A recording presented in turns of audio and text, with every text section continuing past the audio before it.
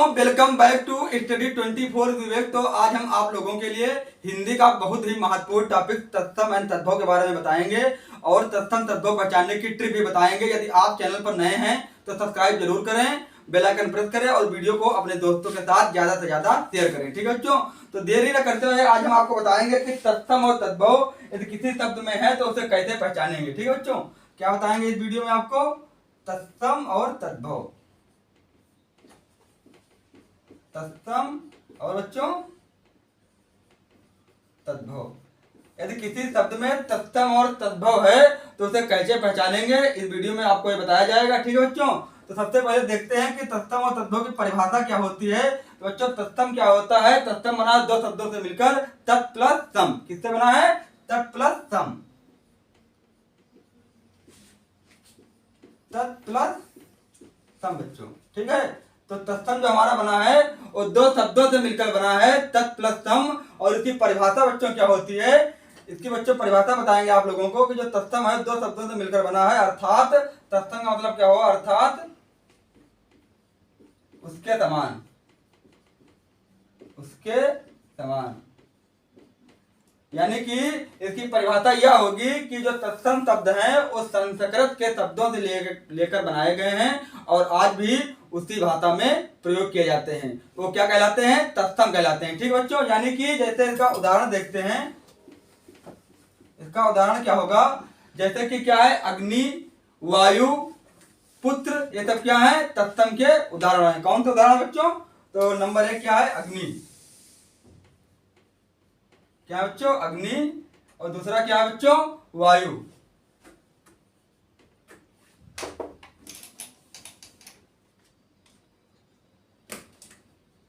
पहला बच्चों क्या है? अग्नि।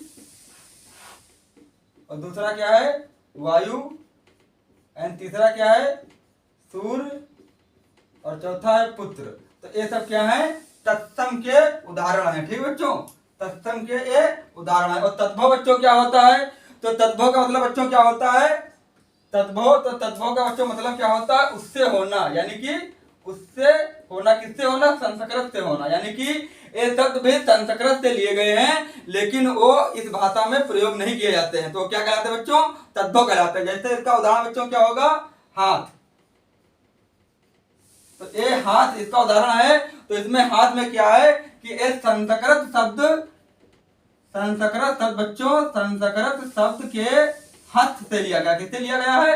हस्त से लिया गया। यानी कि ये हमारा बच्चों तत्सम था, हस्त था, ये इसी से क्या लिया गया है? हाथ। यानी कि संस्कृत शब्द था लेकिन आज उस शब्द के रूप में उपयोग नहीं किया जाता है, तो ये बच्चों क्या कहलाता है? तद्भव कहलाता है। ठीक बच्चों, जैसे दूसरा एग्जाम्पल देखते हैं। क्या है दूसरा उदाहरण बच्चों? कपूर।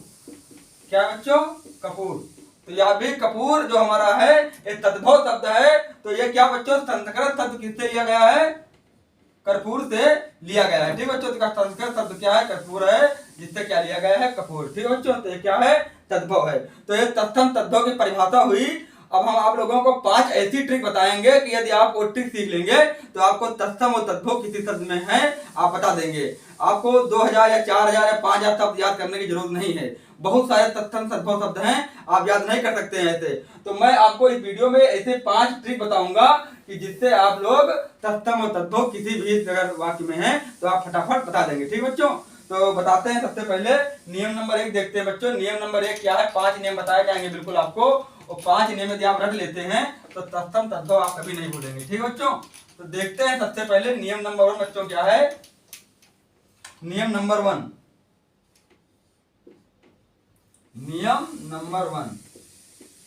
ठीक बच्चों, तो नियम नंबर 1 बच्चों क्या है कि जो हमारा तत्सम और तद्भव शब्द है तो इसमें बच्चों क्या होता है कि जो छा होता है, ठीक बच्चों, छा का प्रयोग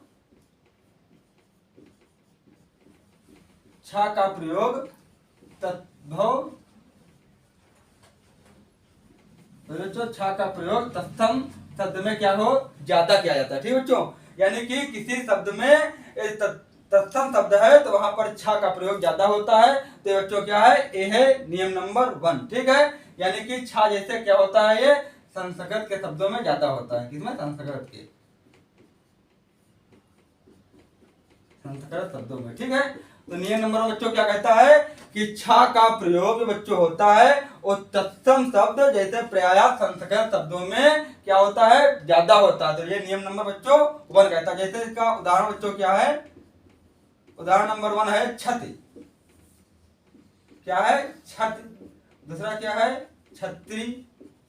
ठीक है बच्चों, दूसरा क्या है, छतरी। तीसरा क्या है, नक्षत्र। क्या है, नक्षत्र। और चौथा बच्चों क्या है, छीड़। तो इन शब्दों में क्या है कि छा शब्द का ज्यादा प्रयोग किया गया है। तो ये शब्द कौन से हैं, तत्सम शब्द बताएंगे आप लोग। ये हमारा क्या है बच्चों, नियम नंबर 1 है। क्या है बच्चों, नियम नंबर 1 है। अब देखते हैं बच्चों नियम नंबर 2। ठीक है बच्चों, आगे बढ़ते हैं नियम नंबर 2 की ओर। देखते हैं नियम नंबर 2। ठीक है बच्चों, तो नियम नंबर 2 में क्या होता है कि जो हमारे पर्याय क्या होते हैं बच्चों, जो पर्याय तत्सम में क्या होते हैं, वह होते हैं जो पर्याय तत्सम में वह होते हैं वो किसमें बदल जाते हैं, वो तद्भव बा में बदल जाते हैं। बा में बदल जाते हैं। बा में बदल जाते हैं। ठीक है बच्चों, यानी कि जो नियम नंबर 2 है, जो पर्याय तत्सम में वह होता है वो तद्भव में बा में परिवर्तित हो जाता है। ये बच्चों क्या है, नियम नंबर 2 है। तो इसके उदाहरण समझते हैं बच्चों। ठीक है, उदाहरण से समझेंगे तो जल्दी समझ में आएगा आप लोगों के। तो नियम नंबर 2 के उदाहरण देखते हैं बच्चों। उदाहरण नंबर 1 क्या है, उदाहरण नंबर 1 इधर लिख लेते हैं बच्चों तत्सम, इधर लिख लेते हैं तद्भव। ठीक है, तो ये तत्सम है और तद्भव है। इसमें देखेंगे, नियम में समझेंगे कि जो वह है वो कैसे बा में बदलते हैं। ठीक बच्चों, तो नंबर 1 देखते हैं वारिक। क्या देखते हैं, वारिक। ठीक है बच्चों, जो वारिक है तो क्या बताया नियम नंबर 2 में आपको कि जो वह है वो बा में बदल जाता है। तो तत्सम इसका क्या है, वारिक है। तो तद्भव का क्या होगा, वारिक माने बनिया। यानी कि आप लोग ये भी समझ पा रहे होंगे वारिक क्या है, संस्कृत शब्द है। ये क्या है, संस्कृत शब्द नहीं है। तो आपको इसकी डिफिनेशन में बताया गया था। ठीक है, दूसरा देखते हैं वर्षा। वर्षा है तो वह किसमें बदल रहा है बच्चों, बा में। तो क्या हो जाएगा इसका, बरसात। क्या हो जाएगा, बरसात। ठीक है, नेक्स्ट क्या है, नेक्स्ट देखते हैं उदाहरण वक। क्या है बच्चों, वक। तो वह किसमें बदल रहा है, बा में। तो क्या हो जाएगा इसका, बगुला। वक माने क्या होता है बच्चों, बगुला। वह किसमें बदल रहा है, बा में बदल रहा है। यही मान नियम नंबर 2 फॉलो कर रहा है।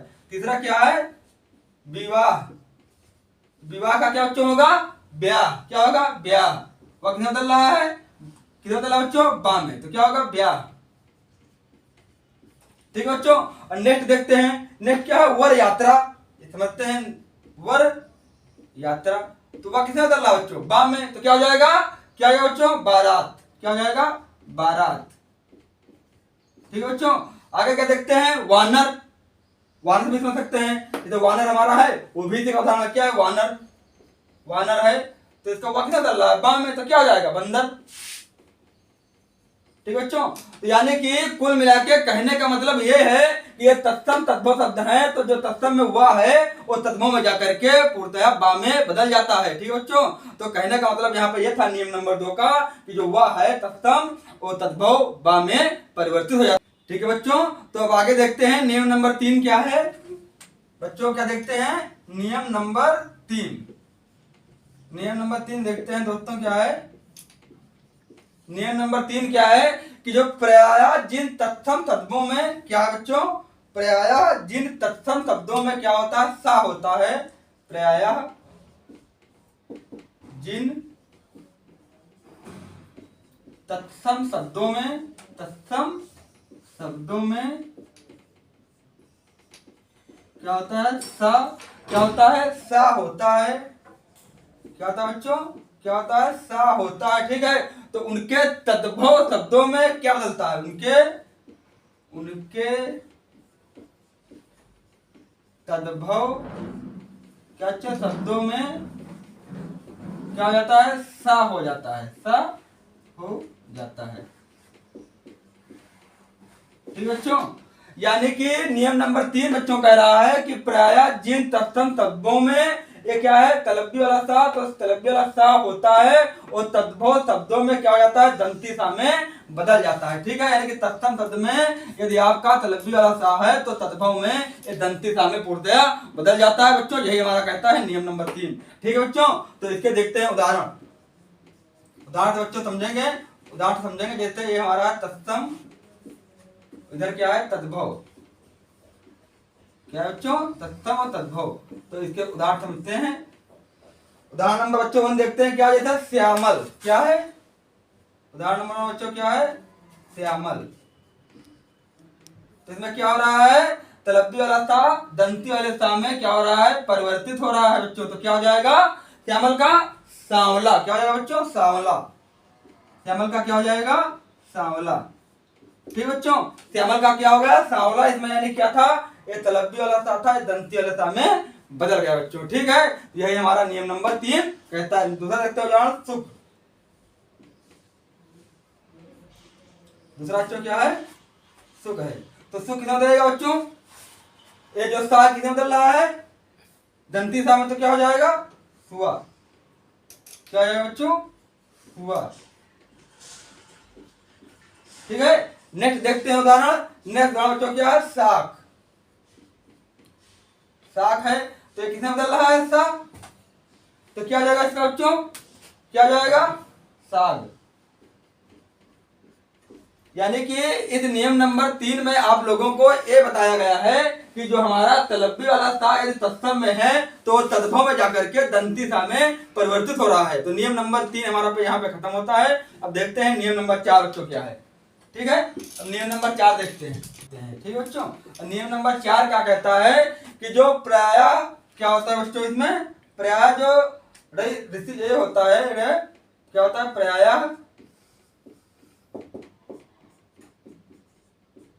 ये किसमें बदलता है, ये क्या होता है कि इसका प्रयोग जो होता है, क्या होता है, इसका प्रयोग अधिकतर किसमें होता है, तो ये किसका प्रयोग अधिकतर किया जाता है, तत्सम शब्दों में। तत्सम शब्दों में ऋषि का प्रयोग ज्यादातर किया जाता है। ठीक है, तत्सम शब्दों में प्राय ऋषि शब्द का प्रयोग तत्सम शब्दों में ही किया जाता है। जैसे इसका उदाहरण समझते हैं, तो उदाहरण बच्चों क्या होगा, जैसे उदाहरण है श्रृंगार।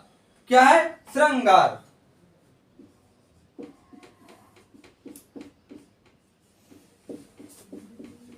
श्रृंगार। ठीक है, इसका क्या होगा, श्रृंगार। ठीक है बच्चों, यानी कि दूसरा देखते हैं इसका उदाहरण, घृत। इसका क्या होगा, घी। घृत माने क्या होता है, घी। ठीक है, तो इसमें क्या होता है, नियम नंबर 4 में जो प्राय ऋषि होता है, रे का प्रयोग किया जाता है, तद्धम तब्धो में जाता है, इसका प्रयोग किया जाता है। ये बच्चों हमारा क्या है, यहाँ पे नियम नंबर क्या होता है, 4 जो है खत्म होता है। ठीक है, अब नियम नंबर 5 देखते हैं, विसर्ग वाला। विसर्ग वाला भी समझ लेते हैं इसी वीडियो में। जो नियम नंबर 5 है विसर्ग के लिए, उसको भी बताते हैं।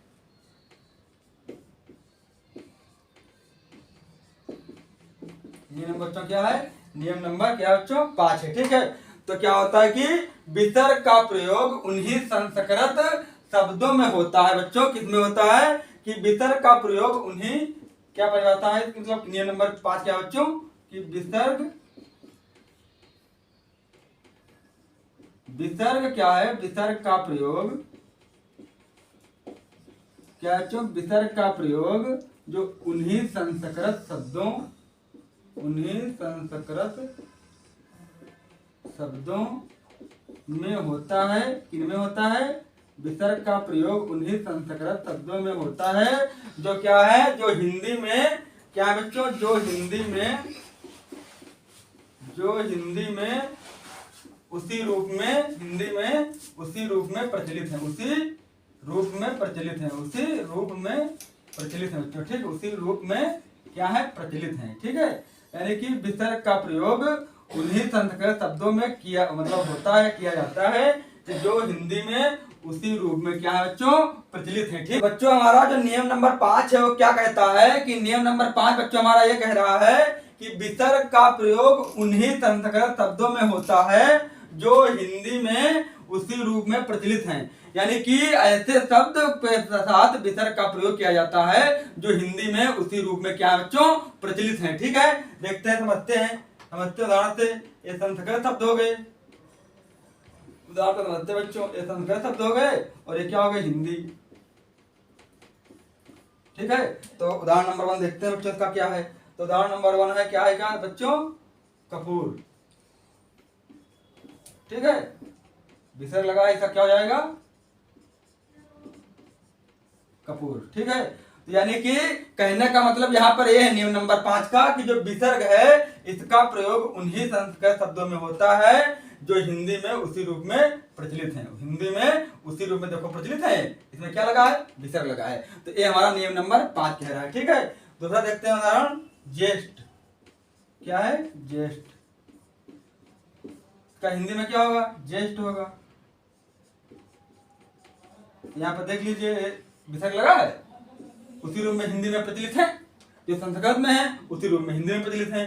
तो यहाँ पर क्या, यही नियम नंबर 5 कह रहा है कि विसर्ग का प्रयोग उन्हीं संस्कृत शब्दों में होता है जो हिंदी में उसी रूप में प्रचलित है।